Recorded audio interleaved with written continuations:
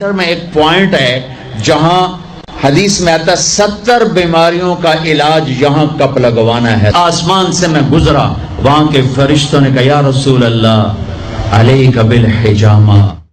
اللہ اللہ اللہ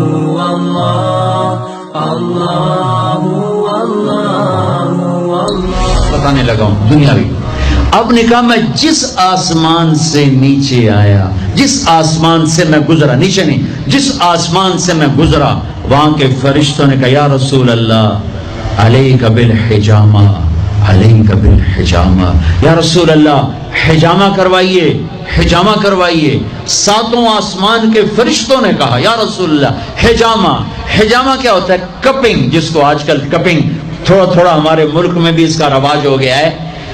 یہ جتنا ٹاکسن ہے یہ کھال کے نیچے باریک رگوں میں جمع ہوتا ہے، گندا خون. میرے نبی کیا کرتے تھے؟ ایسے کپ ہوتے تھے، وہ تو چمڑے کے ہوتے تھے، تو اس میں ویکیوم پیدا کر کے اور اس کو یوں لگاتے تھے، پھر وہ وہاں جم جاتا تھا اور کھال ابھر آتی تھی.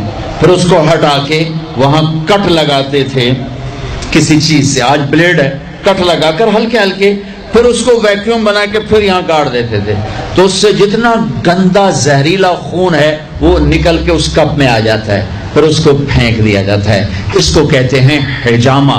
اور کمر کے سینٹر میں ایک پوائنٹ ہے جہاں حدیث میں آتا ہے 70 بیماریوں کا علاج یہاں کپ لگوانا ہے. 70 بیماریوں کا علاج یہاں کب لگوانا ہے. یہ میرے نبی کے نے ہر آسمان میں فرشتوں سے سنا.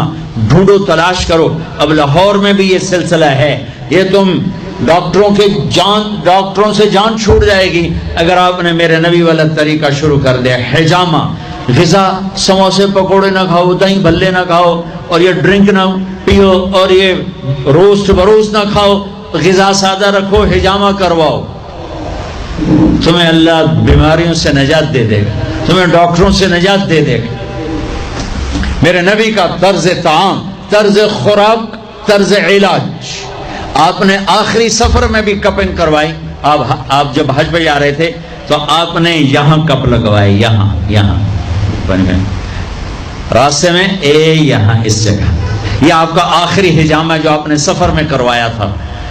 تو آپ کی مستقل عادت تھی کہ آپ حجامہ کرواتے تھے. کپنگ، وہ خون نکالتے ہیں، سارا باڈی کا خون گندا باہر نکل جاتا ہے اور پورا جسم فریش ہو جاتا ہے. بغیر دواؤں کے اللہ شفا یاب کر دیتا ہے. غذا سادہ کھاؤ، رات کو جلدی سوو، صبح جلدی اٹھو.